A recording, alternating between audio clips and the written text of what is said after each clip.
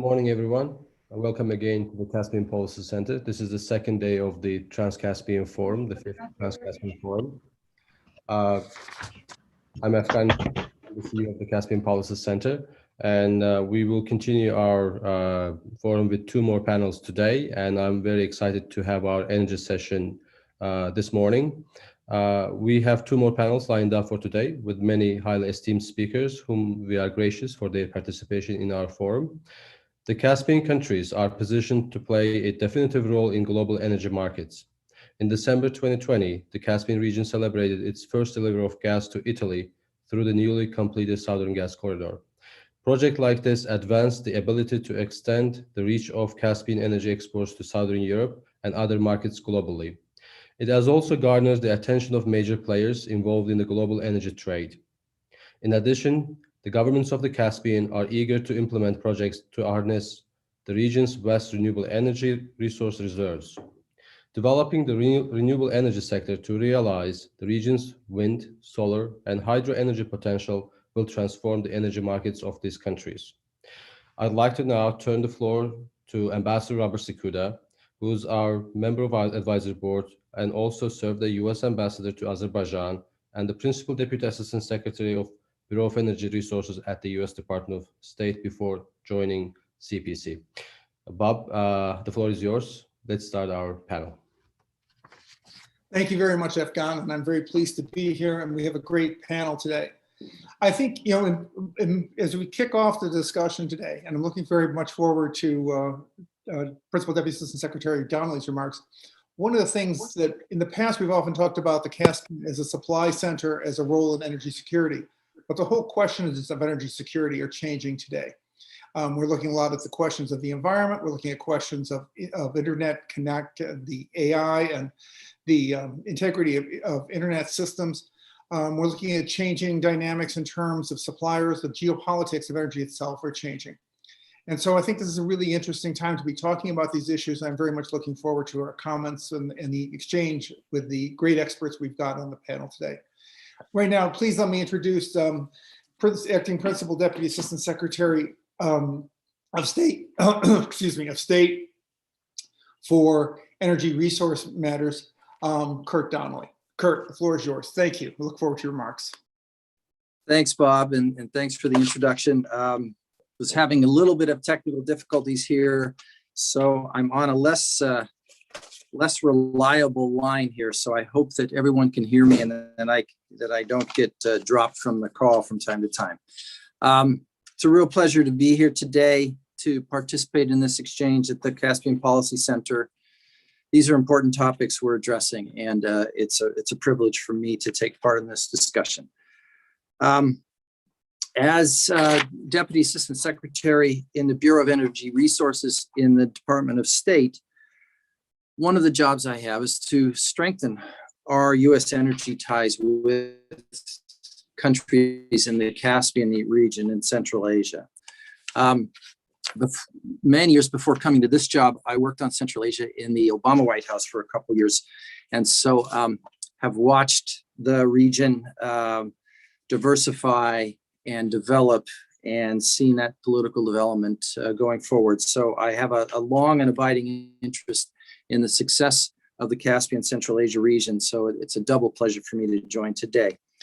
One of our priorities is improving the region's interconnectedness with the global economy to avoid isolation that consolidates dependence on a single country for trade, development, and other things. We recognize that, like the rest of the world, internal and external factors are placing new demands on energy priorities in the Caspian region. New geopolitical realities, including the global pandemic and climate change, are challenging us to reevaluate where we get our energy from and opening our eyes to new opportunities. One of the biggest changes for us in our government, and I think around the world, is the change in US administration and the emphasis that President Biden has placed on climate strategy. He has made climate strategy a central focus of US national security policy. And so we all have our marching orders that there has been an important change in our policy here in the United States. It is with great ambition that we're pursuing this policy. We have some catching up to do because we, for several years, were not pursuing ambitious policies on global climate change. And so that means that what we're trying to do first starts at home. We have a lot of changes to our own economy, to our own energy systems to put us on the pace to meet our shared global targets of keeping the energy rise below 1.5 degrees centigrade by 2050. That requires essentially decarbonizing our economies, an enormous, enormous effort. The other ambition of the US government in this light is to be a leader for the global ambitions of meeting our climate change targets. No one country is going to solve this problem for us. No one country is responsible for these problems. We all have to pull together. We all have to agree on our goals. We all have to find a way of implementing those. And the US wants to be a leader in that, not just a leader by example, a leader by rhetoric, but a leader by helping countries find the best path for them to accomplish their climate change goals. And in that, of course, energy is job number one. Most of the greenhouse gas emissions come from the way we use energy. And so the way we use energy needs to fundamentally change.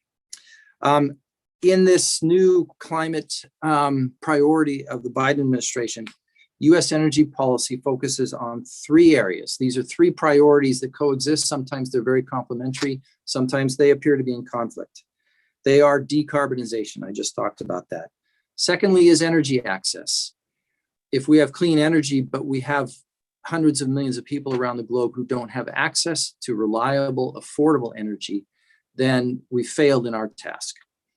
And finally, energy security. This is a continuous problem that we want to make sure that countries have reliable energy so that they can maintain energy services to their people and that they aren't subject to coercion and political pressure by malign actors. We especially see this happening with Russia and its near abroad, especially in Europe. And it's something that continues to be a very high priority for the Biden administration.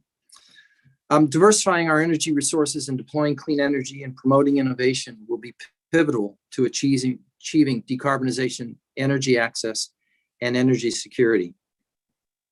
This means a fundamental shift away from hydrocarbons to electricity, which will be provided primarily from renewable energy sources.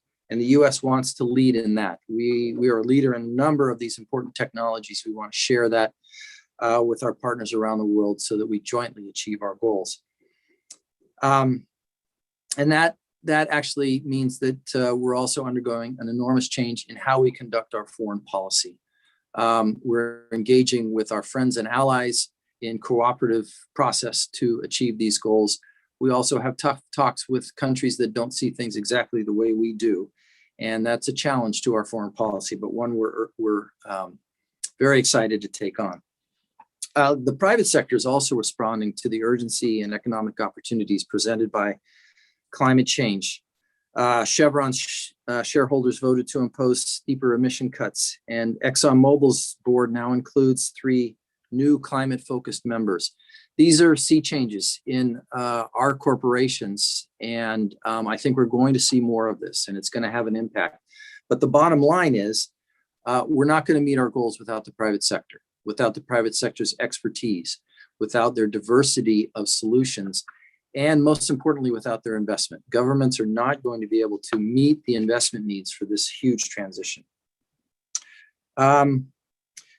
We see the greater Caspian region as well positioned to meet these challenges ahead. There are both short-term and long-term opportunities for the United States and Caspian countries to explore. So the IEA says that achieving our 2050 goals will mean essentially no new investment in oil and gas starting now. So no new exploration, no new production coming online in the coming decade. That's a dramatic point that they're making. Is that completely binding? Is that the only way? I'm not sure, but the IEA is a very credible and reliable international organization. They've studied this issue, and that's how they see how we're going to get to our 2050 goals. That's very dramatic and a challenge to all of us. So let's talk about natural gas and its role in the transition.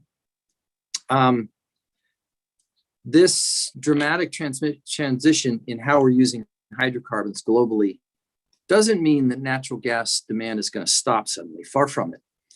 Imports of natural gas may, in fact, find bigger markets as transition companies focus first on transitioning especially dirty fuels like coal and replacing them with natural gas. So it's not clear how this transition is going to play out, but it may be that natural gas continues to have a primary role, at least in the early portion of this transition.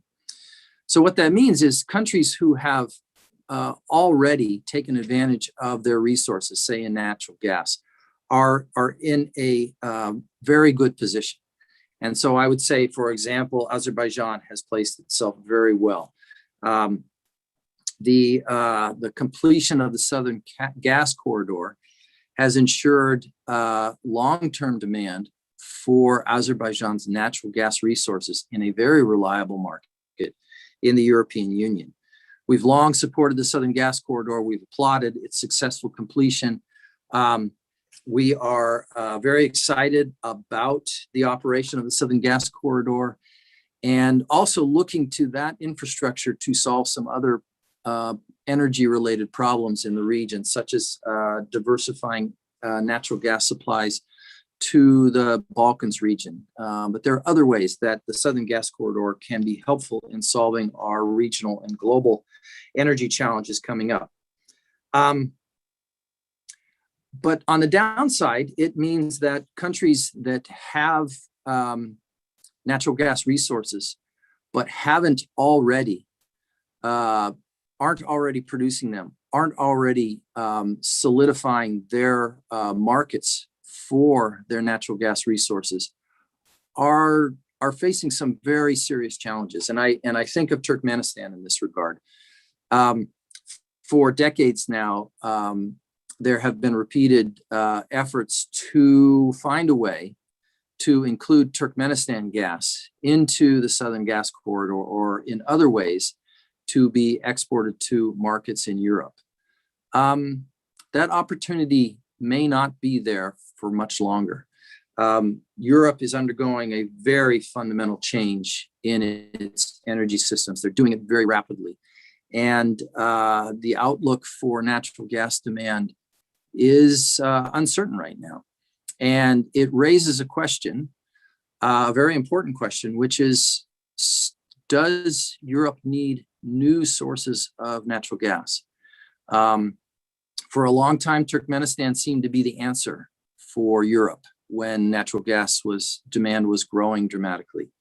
Right now, there's a risk that Turkmenistan may miss this opportunity, and in a decade or two may find that there aren't markets for its gas the way that had been anticipated. So I think there's a warning there that the world is changing, and something that was a valuable resource 20 years ago and everybody wanted to buy it, that may not be the case in another decade with the dramatic changes we're seeing.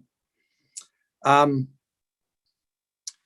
me just turn to renewable energy. We really encourage the region to embrace the economic opportunities in renewable energy, in addition to other clean energy options such as carbon capture and hydrogen and a whole host of other technologies.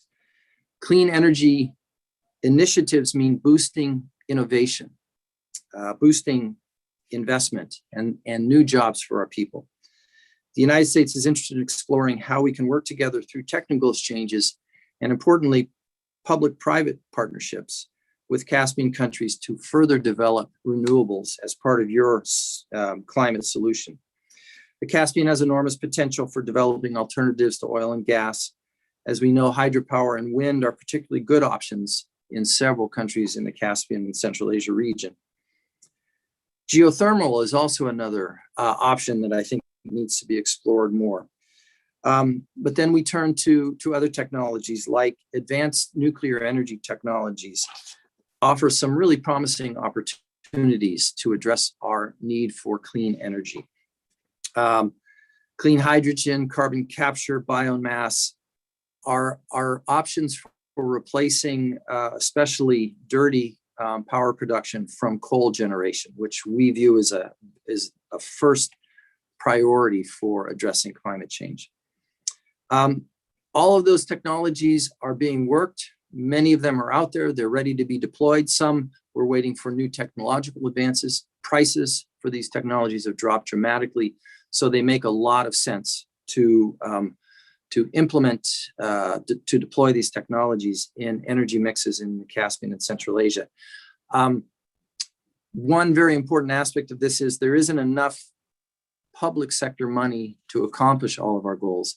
Much of this is going to have to be done by the private sector, not just companies coming in with technologies and the ability to deploy these technologies, but also investment. So the generation of capital to pay for these new technologies, deploying these new technologies, is going to require huge amounts of money from our private sector. And this is an important component of this that we have to take into account. So let me just close. I've spoken for a long time. Working together, we can build a reliable supply chains that offer Caspian countries alternatives to those of being dependent on one country. Renewable energy can meet domestic demand and strengthen regional connectivity and increase the resilience of our energy sectors. By diversifying energy resources, the Caspian region can position itself as an example of how countries can meet current energy challenges by contributing to our common interests in building partnerships focused on growth and innovation in our clean climate goals. I will close by saying that the United States takes its relationship with the greater Caspian region seriously. We want to work together with you to meet our regional and global energy and climate goals. Thank you very much. Looking forward to the discussion. Thank you, Kurt. Those were great remarks. Really appreciate it, and sort of setting out U.S. position, particularly given the fact this is a new administration, is following a number of new roads and it's facing a number of new challenges. So with that, I'd like to move now to our panelists. Just in terms of logistics here, I will introduce each of the panelists very briefly.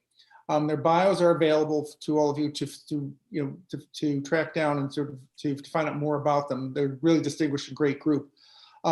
Q&As, please put those in the Q&A function, and we'll be pulling those together for when we're done with each of the panelists making their opening remarks. So with that, I would like to turn the floor over now to another of my old friends, Deputy Minister of Energy of Azerbaijan, Mr. Elnur Sultanov. Deputy Minister. Thank you, Mr. Chairman. Dear participants, ladies and gentlemen, I will be mainly focusing on power and renewable energy, given that SOCAR representative is here, some kind of division of labor-wise and to save time. But if there are questions, of course, I would be happy to answer those questions as well. Liberation of Azerbaijan lands from under Armenian occupation has created ample opportunities for cooperation in the region, in the energy field as well. By the plan of the President of Azerbaijan, Mr. Ilham Aliyev, we are looking forward to turn Karabakh to green energy zone. This basically means reliance on renewable energy and efficient technologies. And in this context, I'm glad to mention that we signed an implementation agreement with BP at the beginning of this month for the development of industrial scale power plant, solar power plant in the southern part of Karabakh. And this is a statement to the world community that the peace there is sustainable and that the area is safe for international private investment. And also, I cannot help but think about how BP was with Azerbaijan, with other consortium members at the start of 1990s when we declared our de jure independence and sovereignty, and we developed our hydrocarbon energy resources. And now, after Azerbaijan, in a sense, restored its de facto sovereignty, BP is still with us, and this time it's developing the energy of 21st century, renewable energy. And I'm sure that we are going to be successful this time as well. Karabakh has huge potential in terms of wind energy and hydro energy. And as Mr. Donnelly indicated, we are looking forward for investors. We are looking forward for private investors. Azerbaijani government budget money will be used minimally, and we are creating all the conditions available for private investors and public-private partnership. This is the way to go, and this is the way to go in the world and in Karabakh, in other parts of Azerbaijan as well. So you are going to be an investors and technology providers and know-how providers. They will keep hearing from us regarding terms and conditions of their involvement in Karabakh and other parts of Azerbaijan in coming days, continuously. I should also note that there are certain things that were unthinkable before and that are happening that are giving us a lot of hope about the future of our region. For instance, in March this year, when Armenia was unable to get gas through Georgia because of some repair issues of the pipeline system in the country, Azerbaijan made available its pipeline system. And for a couple of weeks, Armenia received its gas from Russia through Azerbaijan and then Georgia to Armenia. And this is also an indication that we are really seeing the start of sustainable peace in the region. In Azerbaijan as a whole, there's a presidential decree which targets Azerbaijan as a green energy space till 2030, and we are working very hard. In this context, the passage of renewable energy law on 31st of May is a great event. And among many other things, it's going to pave the way for the holding of auctions. And we are working with EBRD on preparing the rules of these auctions. And again, we are going to be hearing from us very soon, especially international investor community will be hearing from us very soon in this regard as well. Also, I would like to emphasize that we are rediscovering Caspian as a source of renewable energy. We are working with International Finance Corporation and BP, and our initial calculations show that Caspian holds huge potential in terms of offshore wind energy. And right now in the Azerbaijani sector alone, we calculate to have 157,000 megawatts of energy. This is more than 20 times more than the installed capacity, current total installed capacity in Azerbaijan. Basically, in offshore wind in Caspian, we have more energy than we are going to be ever using in this country, which means that we have plenty of opportunity to export that energy either as electricity or as green hydrogen. And currently there are some work that is being done to see whether Southern Gas Corridor pipelines are capable of transporting hydrogen molecules forward to the region and beyond the region. So I'm glad to tell you that we are rediscovering the Caspian, and we are extending apparently the lifespan of the Caspian as one of the most important centers of energy in the world. And we already have this time a track record of cooperation, regional and global cooperation, starting from 1990s that we hope and we believe we are going to put into use. And as I said, this time we will be successful as well. Thank you very much. Thank you very much, Mr. Deputy Minister. It was very helpful and a good bridge from the previous remarks. I'd like to play now Deputy Minister of Ecology, Geology and Natural Resources of Kazakhstan, Madam Aliya Shalibakov, was going to be with us, but she has not been able to due to travel. But we are going to run a presentation she has prepared for us. So let me turn the floor back over to the chairs.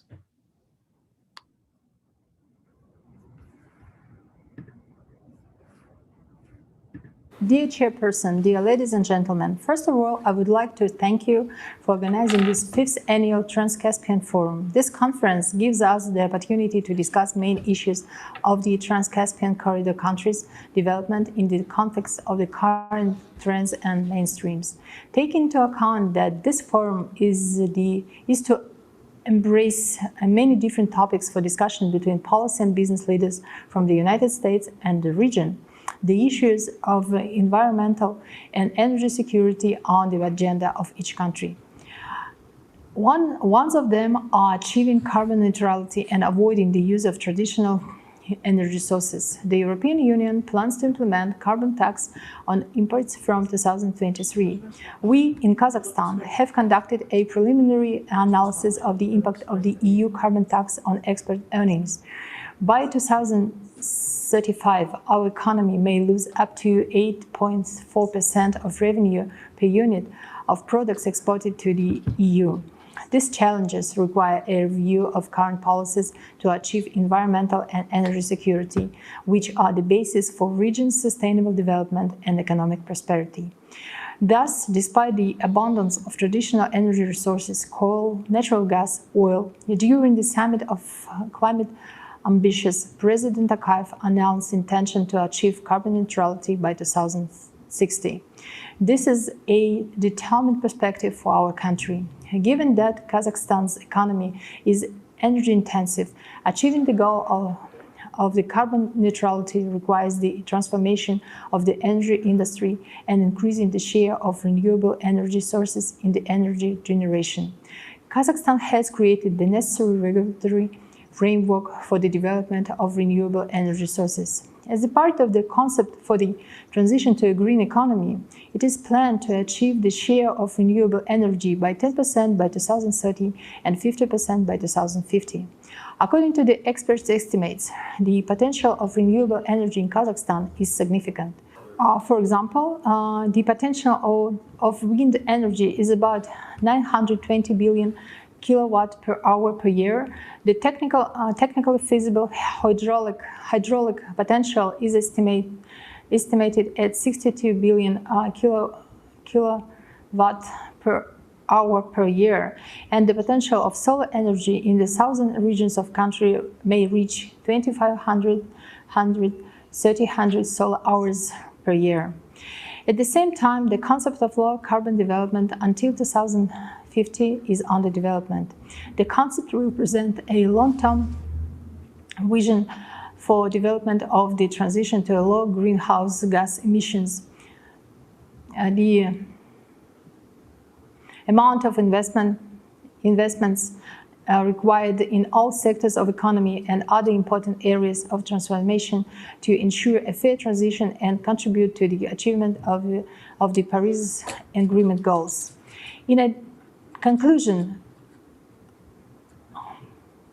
addition, Kazakhstan has completed the work on updating the nationally determined contributions, which showed that the share of renewable energy use should be increased by 24% by 2030. The share of natural gas use should be 25% instead of planned 20%. This both a challenge and opportunity. In conclusion, I would like to highlight that we open for cooperation in achieving the Paris Agreement goals while taking into account the energy and environmental security in the region. I thank you for your attention. Very much appreciate Deputy Minister Shalabayeva's remarks. Thank you very much. I'd like to turn now to Dr. Öztürk Savitov. I'm sorry, I'm fighting allergies up here in Maine. Dr. Öztürk Savitov of the Turkish Ministry of Energy and Minerals. Mr. Savitov. Well, thank you, Mr. Ambassador. Distinguished participants and representatives, first of all, I'd like to thank the Caspian Policy Center for the organization of this forum and gathering us together through video conference. And hopefully we are at the end of a difficult period and hope that next year we will have a face-to-face conference. Despite the global economic contraction and disruptions in the supply chain, the Caspian region continued to be a safe route for connection between Asia and Europe. However, low prices due to changes in oil and gas supply and demand created problems for some of the producing countries. And additionally, the pandemic marked the beginning of a period in which energy trade and investments changed rapidly. Together with the new vision, we will create for our region the global recovery may be a unique opportunity for our region. The coronavirus pandemic has done unprecedented damage to the energy sector and economies. The world's biggest economies have been impacted by COVID to different degrees. After a 4% drop in global energy demand in 2020, considering the latest data on energy demand in the first quarter of 2021, we see that the effects of the pandemic on global energy use continue. Projections for 2021 indicate that as COVID restrictions are lifted and economies recover, energy demand is set to increase by around 5%.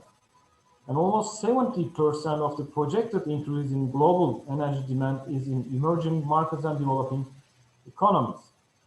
As the world enters the second year of the pandemic and following the contraction in energy demand last year, economic activity and energy use appear to be in a rapid recovery phase. Distinguished participants, in that context, thanks to successful policies implemented, Turkey has been one of the rare countries that closed the year 2020 with growth. The Turkish economy grew by 1.8% in 2020 and by 7% in the first quarter of this year. Thus, Turkey became the fastest growing economy in Europe and the second fastest growing economy in OECD and G20 after China in the first quarter of this year. In line with our national energy and mining policy, which was adopted in 2017, we aim to enhance Turkey's energy perspective by improving energy supply security, increasing the use of domestic energy resources, localization, and increasing the predictability in the markets. As we all know, energy supply security requires balanced, long-term and rational planning. In this context, as Turkey, we increase diversification with renewables, natural gas, and in domestic coal. An important addition to this diversification will be nuclear energy, as Mr. Donnelly also mentioned. As we believe that the renewables are one of the most important components of energy transition process, even during pandemic conditions, we attach importance to maintain existing renewable projects and to launch new ones that will contribute to boost economy and to increase employment. By implementing different support models, share of renewable energy sources in our total installed capacity has reached 52%. And with this rate, Turkey ranks 5th in Europe and 12th in the world. In the last 15 years, more than $60 billion of investment were realized by private sector in the energy sector of Turkey. And this shows the confidence of private sector to our market. Moreover, as we all know, energy efficiency is one of the areas that should be handled sensitively due to the key role it plays in the sustainability of economic growth and social development goals and in reducing greenhouse gas emissions. With our National Energy Efficiency Action Plan, which entered into force in 2018, it's aimed to reduce the primary energy consumption of Turkey by 14% in 2023 through 55 actions. Distinguished participants, undoubtedly, the last 2 years have been a milestone for natural gas sector in Turkey. Firstly, the discovery of around 400 BCM of natural gas last year in the Black Sea has been the biggest offshore discovery in the world. Furthermore, with the announcement of new discovery in the same fields, the total gas discovery reached around 540 BCM. And we hope with the ongoing exploration studies, we will discover more gas in this field, and it will be a game changer for Turkey and the region. And we'll be one more step closer to our being a regional trade center target in our region. And we are expecting to provide the first gas flow to our network by 2023. During this period, in order to reinforce our gas infrastructure, Turkey commissioned 2 FSRU terminals and increased the capacities of current LNG terminals. Moreover, investments have been ongoing in order to increase the underground gas storage capacity from 4.5 BCM to 11 BCM. And needless to say, we cannot forget the successful completion of TANAP ahead of the schedule, which is the backbone of the Southern Gas Corridor. Esteemed colleagues, you may have gas reserves, you may have strong gas infrastructure, but if you don't have a well-functioning, transparent, and competitive market, you cannot sustain your system for a long period. You have to adapt your market according to the needs of this dynamic energy sector. A foreign investor wants to invest to a transparent and a predictable market, having minimum regulatory risk, almost zero regulatory risk. In that regard, we have been introducing new instruments to our energy market by Istanbul Energy Exchange. For example, last week, electricity futures market started operation, and this year in October, natural gas futures market will be operational. To sum up, I can say that we learned much from this COVID pandemic. With this crisis, we have seen how vulnerable or unprepared the global economy has been for such cases. And economic recovery, of course, is the priority of our countries. Within this framework, we believe international finance institutions can also play a vital role in supporting market players by variable methodologies such as refinancing or establishing new finance models in order to provide the continuation of the investments in the energy sector. Moreover, collaboration among countries will also help us to benefit from each other's experiences. In that regard, collaboration, which was shown during the Southern Gas Corridor process, would be a good example for a new partnership. Thank you. Thank you very much for this good building again on the point of the need for the private sector and the financing aspects of this, which are going to be crucial. And also mentioning an energy source which frequently gets forgotten, which is energy efficiency and what can be done on that front. Thank you very much for your remarks. If I can turn now to Vitaly Balabayov, who is the Deputy Vice President at SOCAR. Vitaly.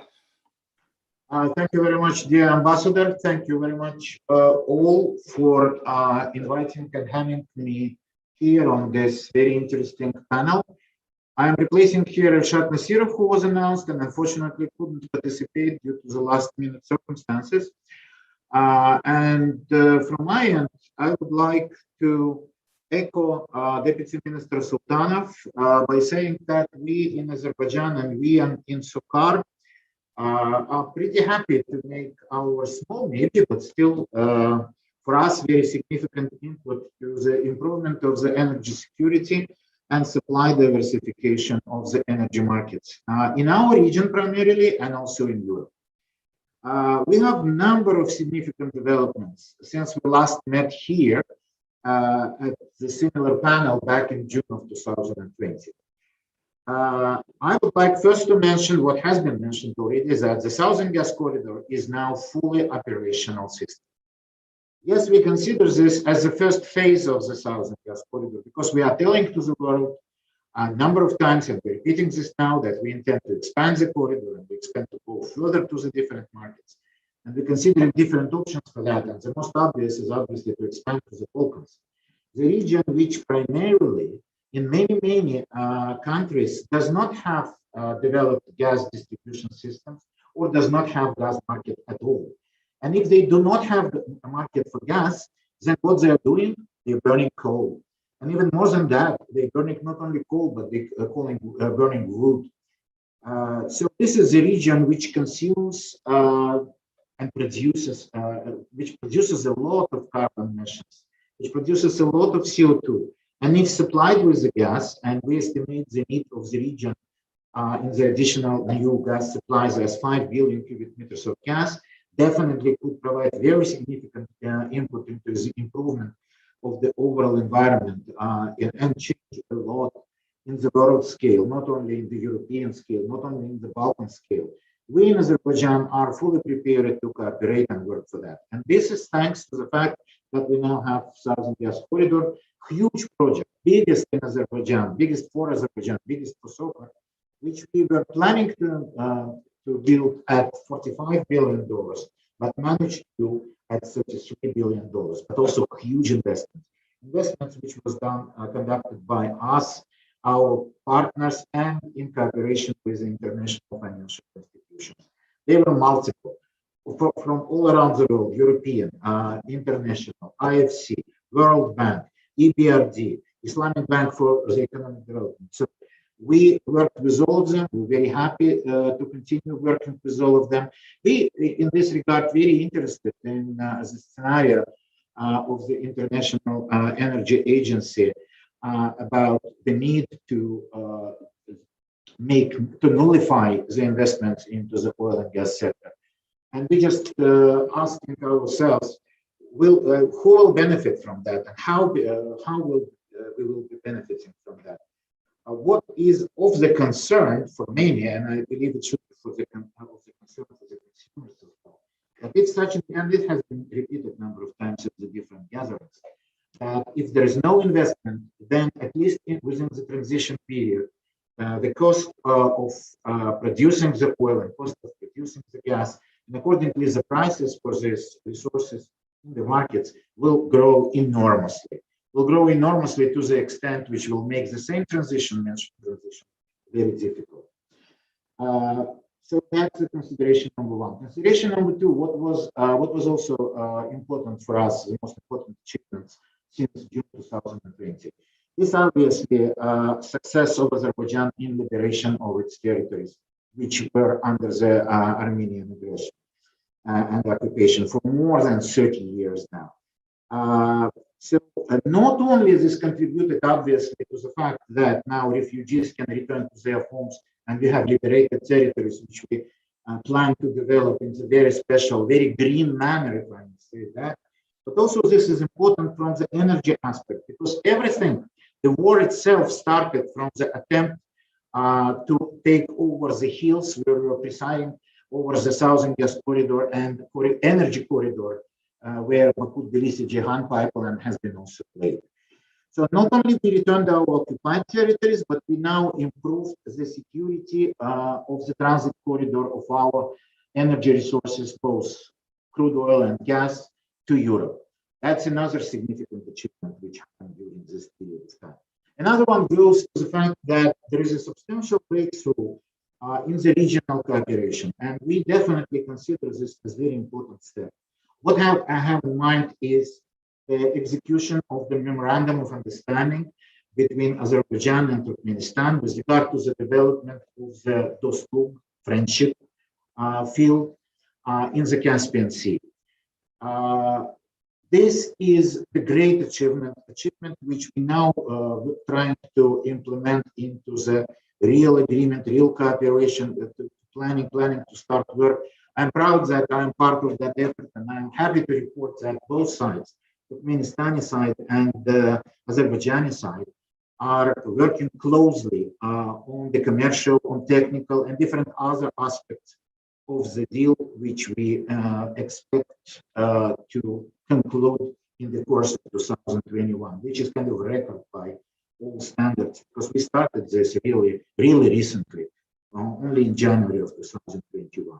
So in response to remarks from Mr. Donnelly, I would like to again to say that we in Azerbaijan believe into the necessity of the regional cooperation between all involved countries.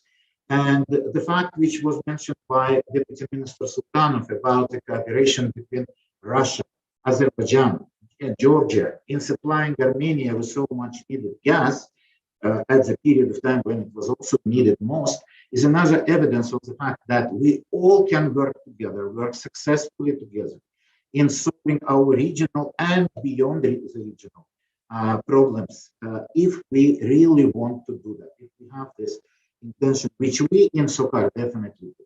Another achievement, that's achievement out of SOCAR, but I cannot avoid reporting this, is that we are quite successful in Azerbaijan in our struggle, fingers crossed, of course, in our struggle with COVID pandemic. From today in Azerbaijan, practically everything is open for public. We opened malls, we opened restaurants, we opened sport events. Having said about sport events, the European Soccer Championship starts tomorrow and starts also in Baku, making us closer to Europe in this regard, because we have already crowds of the football fans from Switzerland, from Great Britain, from Turkey, of course, coming to Baku, and we wish success to all of the players in the football tournament. But of course, we wish the most of the success to our Turkish brothers who will be also playing in Baku, and I'm sure the crowds will support them there. Yes, these are the things which come immediately into mind. But also, I cannot avoid saying that we, together with you, we're living in a very interesting period. We're living definitely in the time of the changes. And these are important changes. Some people call it a revolution. Some people call it great revolution. I can tell you that I hate revolution. What I prefer to see actually is not green revolution, but I prefer to see green evolution. And SOCAR is definitely supporting the way to the greener economy. And we will be making, we did already actually, we will be making our way into that greener economy by all means we can. Since 2019, we are members of the so-called methane guiding principles, illustrating our commitment and other national and international oil companies' commitment to prevent the leakage of the methane to the atmosphere. We also were the first company in the Caspian region to end gas flaring in our gas fields. We will completely nullify the leakages of methane into the atmosphere by 2022. We also, long time ago, introduced zero discharge policy for the offshore developments of SOCAR and SOCAR partners also. So all of this is clearly indicates that we did something, but we can do more. And we definitely would like to do more and doing more. So what we would like to continue doing is to reduce the climate impact of our oil and gas developments where we conduct them, whether onshore or offshore. Also, already mentioned here, opportunity of us to develop the green hydrogen in Azerbaijan using the electricity produced from solar and wind, the projects which are successful on the way in Azerbaijan already, and to transport the produced green hydrogen through the Southern Gas Corridor system to the interest of customers, but primarily, of course, to use it in Azerbaijan as well. And that is very important, that we would like to change the cars fleet. We would like to establish new targets for SOCAR. Net zero by 2050 is also a target which SOCAR is actively developing at the moment. And we will continue doing that together with our foreign partners working with us on the different projects in Azerbaijan. But at the same time, we strongly believe into the need, for example, of the natural gas to fill into the gap which will exist in our belief for a long time while we will be transiting to the greener economy. And with this regard, we welcome efforts of our partners working together with us in Azerbaijan on the different projects, being, for example, project, and I'm sure that our colleague Fawad will talk about that, Karabakh offshore field in Azerbaijan. With Total, we are developing Kafshon gas field in Azerbaijan. With BP, we are developing Shafaga, Siman, Swab, and other prospects, not even talking about next stages of the development of the Southernest field. SOCAR itself is developing Kumid and Babet, huge fields discovered by us in the Caspian. All of those will be sourced for the further development and expansion of the Southern Gas Corridor, which can still transport not only our resources, but resources of the other Central Asian states, or other states which will be interested in transporting their resources through the Southern Gas Corridor. Vitaly, I'm going to have to just wind up a little bit now. Thanks. Sorry. Thank you, Bob. Thank you. So again, interconnectivity, regional cooperation are the drivers which we would like to see developing in the not only in the Caspian, but also in our today's conversation. Thank you very much. Thank you so much. I turn the floor over now to Mr. Georgi Chikavani, the CEO of the Georgian Development Fund. Mr. Chikavani.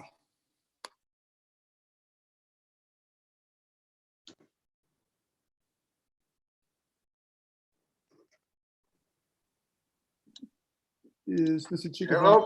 There. Yes. Can you hear me? Perfect. Great. Go. Hello. Good afternoon, everyone. Good morning.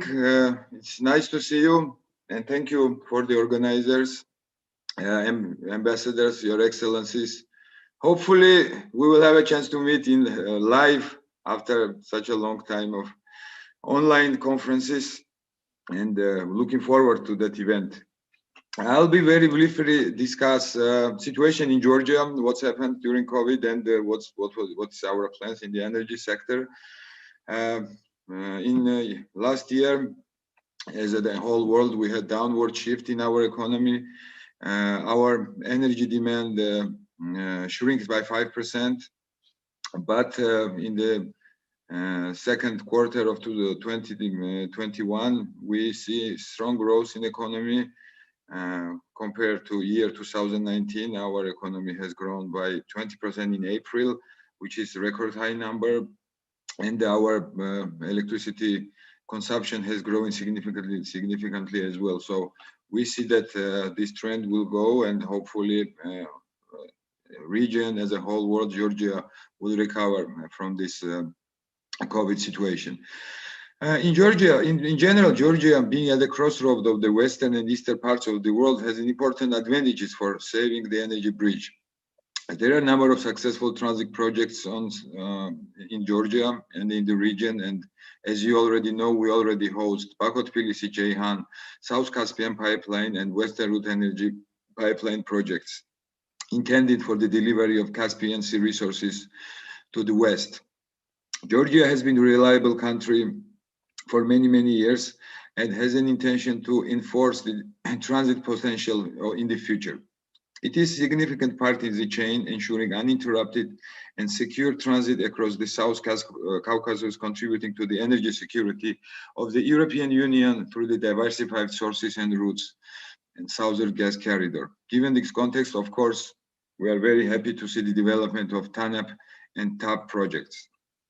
Since 2014, when Georgia signed the association agreement with EU, and since 2017, when Georgia became fully fledged member of energy community, Georgia is taking efforts to develop better matched regulations in order to increase market access between European Union and Georgia.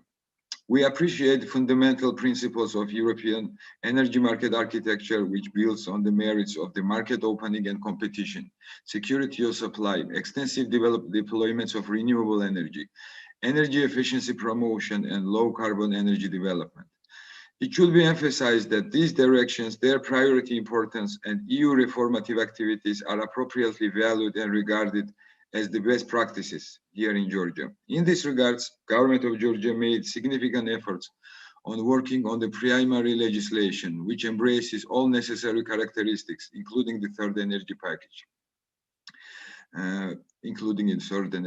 In particular, Georgia has adopted the new energy and water supply law of Georgia on promoting the production and use of energy from renewable resources, energy efficiency law, and so on. On our way to the energy reform, we have defined the long-term structure and certain measures for establishing an organized electricity and gas markets. More precisely, our goal is to move from a vertically integrated structure towards a structure with legal, financial, and functional separation of transmission distribution functions from suppliers, traders, and generators. This move allows for foster competition at a wholesale level, which will cascade into the retail markets. The competition and competitive market will promote efficient utilization of the cross-border trading capacity with our neighbors and open the sector for competitive forces, including from the foreign participants and investors. Currently in Georgia, within the country, ongoing hydro, wind, and solar projects are around 3,925 megawatt of installed capacity. And forecasted investment in coming years is around $5 billion US. When we are speaking about developments of wind and solar energy projects, it should be taken into account that one of the main challenges which we are facing nowadays is the grid limitation. According to this study, which were conducted recently by international consultants, national grid has limitation in line with integration, variable renewable energy. In particular, we have set three-phase renewable energy grid integration program, and by which by 2030, Georgia could integrate 1,330 megawatts of wind energy and 520 megawatts of solar power into our grid, which is a significant number, considering that Georgia currently has peak demand of electricity around 2,300 megawatts. So more than 25% of our future generation mix will be wind and solar energy. Even though we are rich with hydropower resources, our current generation mix is around 80% hydro and 20% thermal energy. We cannot avoid talking about the challenges we have in energy sector. Development of hydropower sector becoming more and more problematic. We have a strong opposition from green NGOs, environmentalists, local population, civil society, which calls up for stronger communication, stronger negotiation, and openness of the whole process. A few words about energy security. With a view of strengthening of Georgia's energy security, government of Georgia continued to take active steps towards upgrading and enhancing the energy system, including designing, rehabilitation, construction, and exploratory works. To enforce interconnectivity with neighbors, we are actively working on domestic and cross-border transmission infrastructure besides developing generation facilities.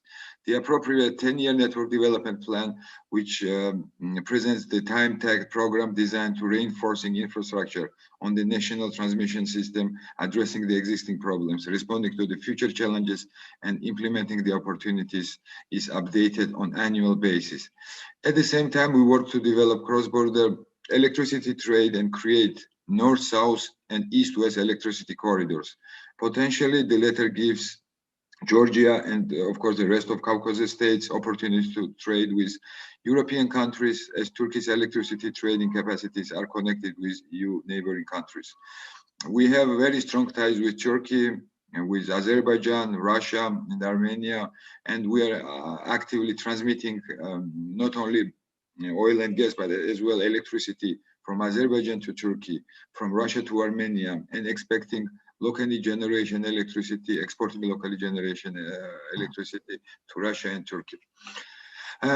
This is it very briefly. Thank you very much for your attention. Thank you. Thank you very much. Thank you very much, Mr. Giovanni. And we are seeing questions rolling in now, so we want to make some time for Q's and A's. We can shift now a little bit more to the companies that are involved in this process. We've heard about BP and different things, so it's a great chance now to hear from Bob Scher, who is the head of the International Office of BP US in Washington, D.C. Bob? Hello. I will unmute myself and unmute it. So thank you for the chance to speak. Thank you for putting me late in the panel so that all the interesting things that I could possibly say have already been said by everybody else. So, but I will just sort of give a little bit of a discussion about BP in the region and what we see for the region. I was reminded in the opening montage from yesterday that this is not the first time that I and many of us have been on these video seminars. And I'm sure at that point I was talking about the Southern Gas Corridor. I'm also sure that at this point, everybody is excited to not hear about the Southern Gas Corridor anymore. That's not to take anything away from the accomplishment. The 11 buyers, the 7 countries, the 3,500 kilometers, and the 16 BCM of gas to markets. I feel like I have to mention that. That is a huge part of the region, of what we've done, and of the importance of the region when it comes to energy. But what's important now, and I think the great part about this conference, is that we're looking to shift and to see what else it is that we can look at this region. And in terms of still the importance, as people have said, of gas, of some of our traditional hydrocarbons, is still going to be important for a little while. We in BP talk about this as performing while we're transforming. We know that we have to continue to operate, that the world needs access to energy. I think that Kurt Donnelly talked about that as well. While simultaneously, we have to be switching to a cleaner approach to providing energy, knowing that our planet requires that. And I think this region and our work in Azerbaijan specifically is a really excellent indication of this and an example. But as I did go back and think about what I had said in terms of the completion of the Southern Gas Corridor, people may remember I went back and looked at my notes and thought, what was it that made this important? Sorry, not important, but what is it that made this able to take on this incredible challenge? And I listed 5 things. An important and a very good business case, great public and private cooperation, high-end technical experience and expertise, great partners, and a clear goal and a mission. And I think what's interesting is when I went to look back and figure out what I wanted to say here in terms of the transition in the energy sector, those things are all critical and all are a part of this. And I think it's important, as Kurt again said, the private sector has a role. And I think the private sector does have a role in cooperation with the public sector to figure out how we get to a cleaner environment while still ensuring that we provide energy to the people who need it. But all of these things are important. We have to have a business case. And certainly renewables, we clearly have a business case. And we've seen this all around the world. We clearly need to have public-private cooperation. And again, let's use Azerbaijan as an example. Deputy Minister Sultanov talked about this. We in BP have an MOU.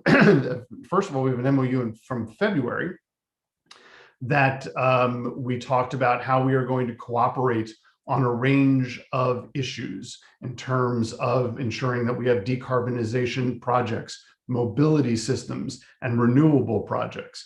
And that is something that we did with public-private partnership. And again, on June 3rd, the 240 megawatts of a solar project in Southwest Azerbaijan. We have technical experience, and that's one of the things that we in BP feel strongly that we bring to this. We have a long history in renewables and others, and figuring out these complicated projects. We have great partners, and SOCAR is chief among those. There's a broader consortium from Shah Deniz, but obviously the BP and SOCAR relationship is far beyond just those. And without that cooperation, without those partners, we couldn't go further. But I want to spend just a very little bit of time on the clear goal and mission. And that's, I think, what really drives a lot of this here. So BP, we have as our driving ambition to be a net zero company by 2050 or sooner, and to help the world get there. So I think it's important to note that it's not just about what we are going to be doing, but what we can hopefully help others and the world get to, because it's all one planet. Azerbaijan has a stated goal to reduce greenhouse gas emissions by 35% by 2030.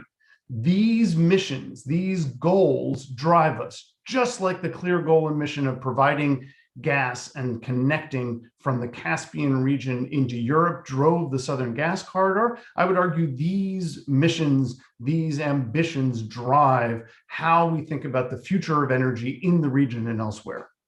And this, even in an area, a region, and with a company that traditionally both have looked as being overly reliant on fossil fuels. And I think that's another really important piece of this, is that you can do both, and we're going to have to, as a world, do both. If you want to reduce emissions, if you want to provide new ways of energy, why not look to the people who understand and are producing a lot of those emissions and understand the energy environment to begin with? And I think that's where we are very excited about this partnership in the region, but also as we look forward to figure out how we can look at this and transform and reimagine energy, as we would say, on our own. So I really think that this is a great framework, not just for BP and Azerbaijan and SOCAR, but a good framework for the region.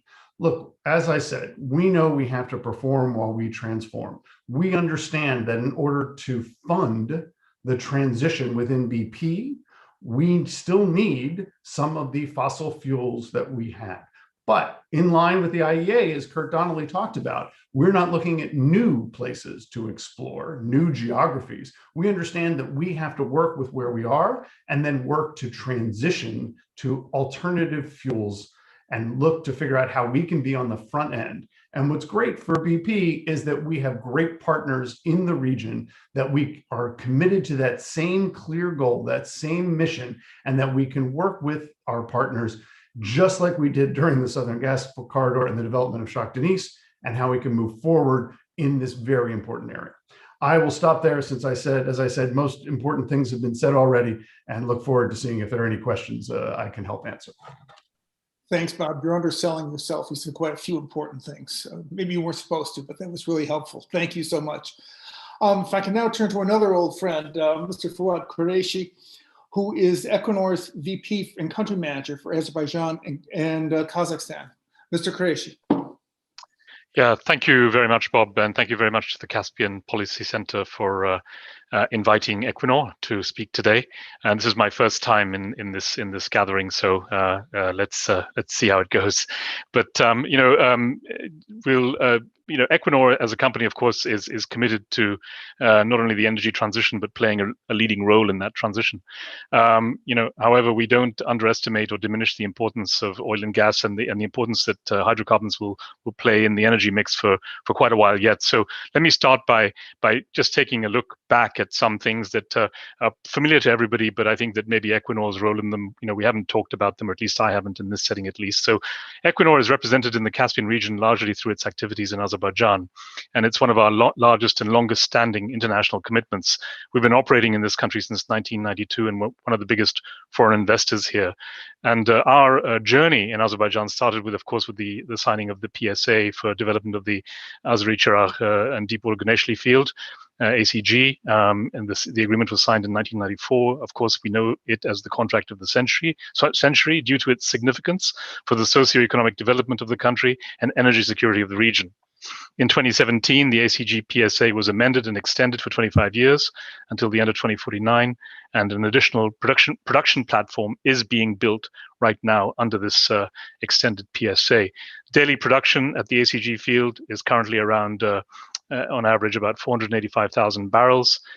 Equinor is proud to be a partner in the ACG consortium, together with the operator BP and 7 other partner companies, and we hold a 7.27% interest in the extended ACG PSA, which throughout the years has drawn new investment and technology to the country and has contributed to the transformation and diversification of energy supplies to Europe. Another valuable asset, which is of course affiliated to this in our portfolio, is the 1,800 kilometer long Baku-Tbilisi-Ceyhan oil pipeline, which is the main export route for ACG oil. And from the Sangachal terminal on the Caspian shore, it transports oil through Georgia to the Ceyhan terminal on the Turkish Mediterranean coast.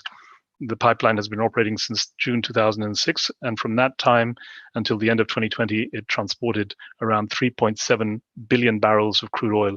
It's operated by BP in Azerbaijan and Georgia, and by Botash International Limited in the Turkish section. And our share, Equinor's share in that, is about 8.71%.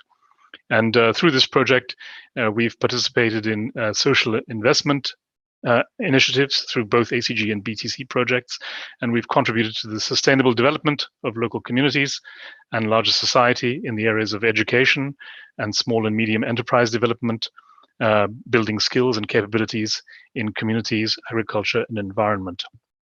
Turning now a little to what Vitaly was mentioning, we're constantly looking for new opportunities in the country and in the region. And in May 2018, Equinor and SOCAR signed a risk service agreement for the appraisal and development of the Karabakh offshore oil field, and a production sharing agreement for the Aypara Dan Ulduzu Ashrafi PSA area in the Caspian Sea. And in these two projects, Equinor and SOCAR hold equal shares, 50-50. In March 2020, Equinor and SOCAR confirmed an oil discovery in the Karabakh field with clear commercial potential. To operate the license, Equinor and SOCAR have established, again, a 50-50 joint operating company. It's called the Karabakh Joint Operating Company, and this is already established and functioning in Baku. And we're currently working with our partner SOCAR to mature the Karabakh field development towards an eventual investment decision. The exploration area that I was mentioning, it's an adjoining area, adjoining the Karabakh field. It's between the field and to the north and west of it, between the field and the shoreline, and it's located around 100 kilometers northeast of Baku. In 2019, Equinor conducted a seismic survey over this PSA area, and we were embarking on drilling an exploration well on the Aypara prospect, but it had to be postponed due to the onset of the pandemic and overall economic challenges. But we hope very much to resume exploration operations in coming years. And I have to mention that the discovery on Karabakh that I was talking about earlier on in March last year, that was the first certainly sort of offshore commercial discovery since the year 2000.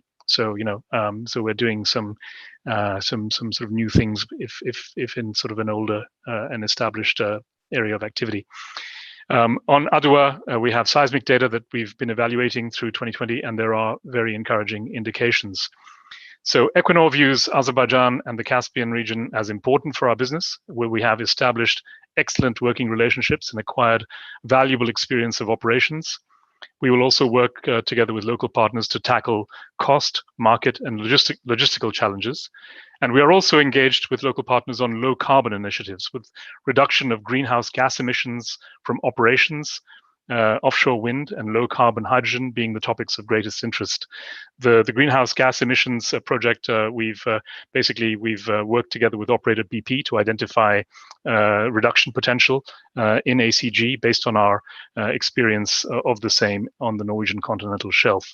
So Equinor has been in this Caspian basin for almost 30 years. With partners, we are positioning ourselves for the next 30 and beyond to ensure a central place for this important energy basin in our future portfolio. So thank you for your kind attention. Thank you very much. And actually, if I can pick up on one thing that you mentioned, Fuad, about pulling experience from that Equinor's gotten from the Norwegian continental shelf. I think that's something that we sometimes forget about, that the companies are able to pull experiences that they've picked up in different markets, and what you've learned in the Caspian has been applied. I know what companies have learned in the Caspian has been applied in the Gulf of Mexico, for example. So this is another thing we need to be looking at.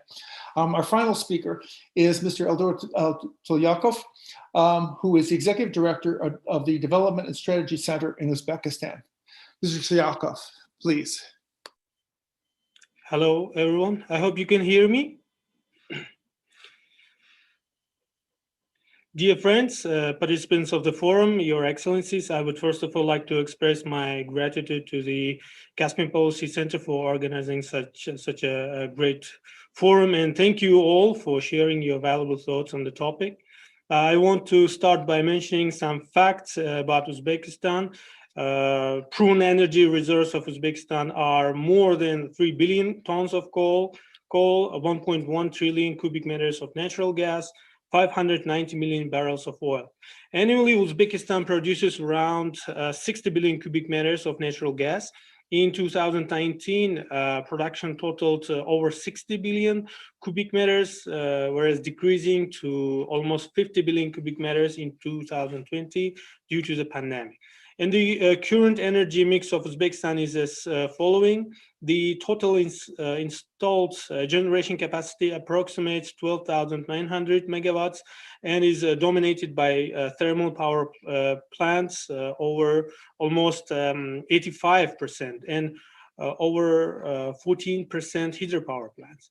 TPPs also produce almost 90% of electricity in the country, and the total generated electricity mainly comes from natural gas. Uzbekistan is considered one of the wealthiest countries in terms of renewable energy sources, and it has the potential to produce over 50 billion tons of oil equivalent based on solar energy. With current technology, it would be possible to generate 175 million tons of oil equivalent, more than triple the amount of fossil fuel the country produces annually. Moreover, the situated hydropower, the studied hydropower potential of Uzbekistan is estimated at 27.5 billion kilowatts per hour. And currently, the country uses only 39% of the technical hydropower potential. Along with other spheres, Uzbekistan has been reforming its energy sector according to the 2017 strategy of actions on 5 priority development areas, and it sets priorities such as reducing energy consumption and resource intensity of the economy, the widespread introduction of energy saving and green technology, stimulating increased use of renewable energy, increasing productivity in the economy. And to achieve these above mentioned goals, there are different documents adopted, like the program of measures on the further development of renewable energy and energy efficiency, strategy for the transition of Uzbekistan to the green economy for the period 2019-2030, concept of the electricity supply in Uzbekistan for 2020-2030. And moreover, we should mention that in 2019, the Ministry of Energy was established to reform this country's energy sector, and very importantly, to have a single policymaker, because in the past there were many players in the market.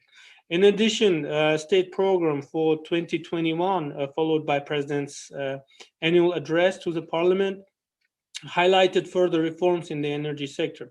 In particular, several state-owned companies in the electric power, oil, gas, and chemical industries are being transformed based on the consulting companies, services like Boston Consulting Group, World Bank, EBRD, ADB, Baker, McKinsey, Rothschild, and many others.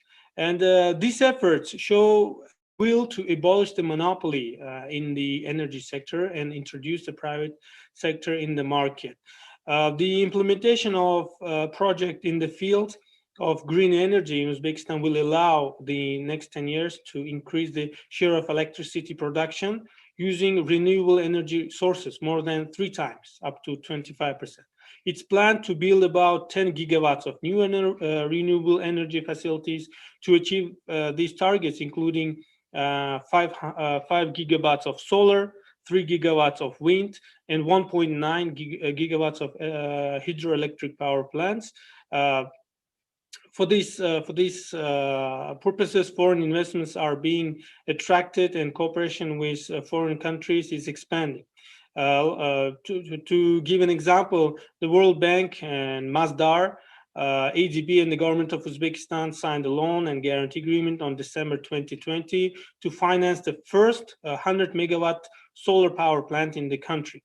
And the plant is expected to start feeding power directly to the national electric network already in 2021.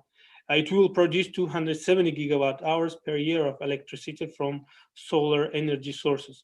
And thanks to the project, Uzbekistan, which generates 85% of its electricity in thermal power plants, will be able to reduce its dependency on natural gas and coal. Another example is that recently on May 20, Uzbekistan announced the tender results for constructing 2 photovoltaic power plants with the capacity of 220 megawatts in the Samarkand and Jizak regions, again by Masdar.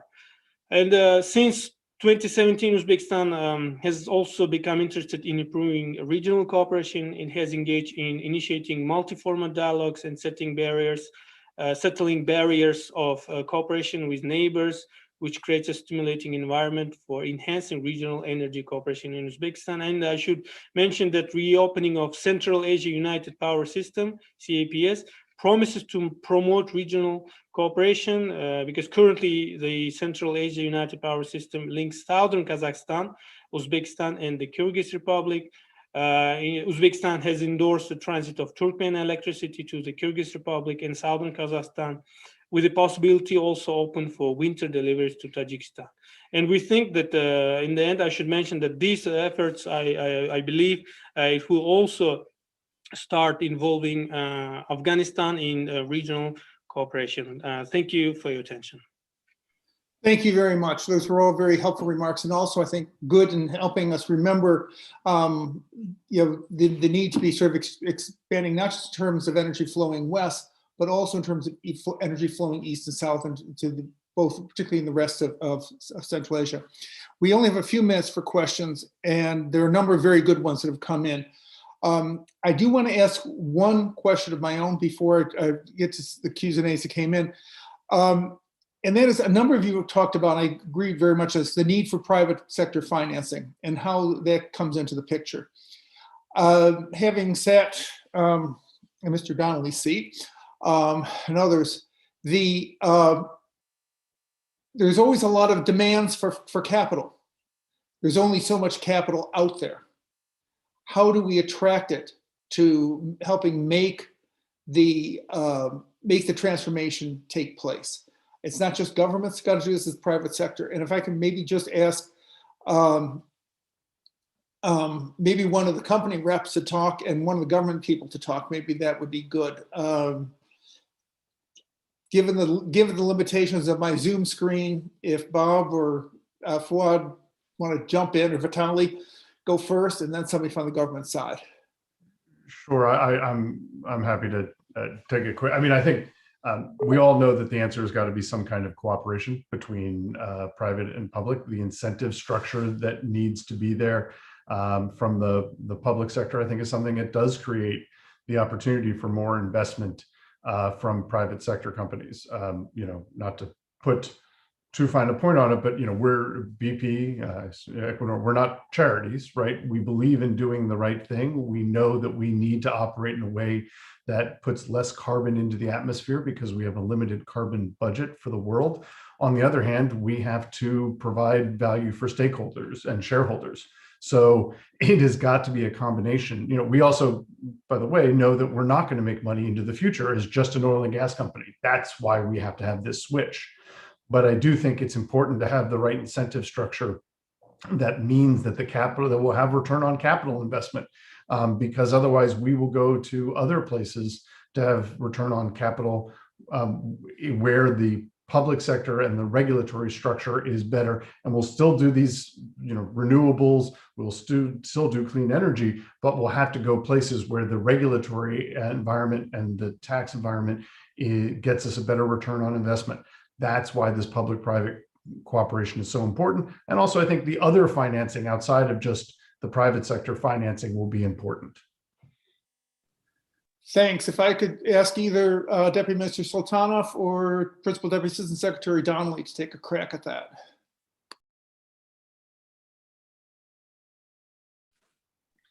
Bob, I'll try quickly. First off, I have to agree with Bob that if we want private sector money to be there, private sector moves to places where there's profit. So investors, big companies, that's key. I think there is a lot of money to be made in this transition. That's why companies like BP are getting ahead of the game and preparing themselves to take advantage of that. So it is an enormous challenge, but it's one I think that there are ways to accomplish. It's going to require huge amounts of money. On the government side, we'll do what we can. Development Finance Corporation is very much focused on the renewable energy transition. XM and some of our other development finance agencies are doing the same. The IFIs are looking at this, but that's a small part of the solution. The big part of the solution, the bulk of the solution, is the private sector, and it then falls to individual countries to, as Bob said, create the incentives, a stable investment framework in their country, incentives, other things that make it much more attractive to the flow of international finance and international companies to help us solve these problems. So it may be that there's going to be a lot of competition for that money at certain periods in this transition. But it is absolutely necessary, very, very important, and we're trying to do our part on helping achieve those goals. Thanks loads, Kurt. If I could turn now, a number of questions have come in for Mr. Salvatore, and this has to do basically with the import of electricity from the Caucasus to Turkey and maybe beyond. If you could talk, Dr. Salvatore, a little bit about how you sort of see the potential for Turkey importing not just natural gas from the Caucasus, but also electricity from the region. Any particular problems or potentials there? Well, thank you, Mr. Ambassador. Well, as you may know that we have been importing significant amount of gas from this Caspian region, as you know. But in order to increase diversification and to secure our supply, as I tried to explain, we invested a lot to increase the entry and exit points of Turkey by just establishing FSRUs and increasing the capacity of our LNG terminals.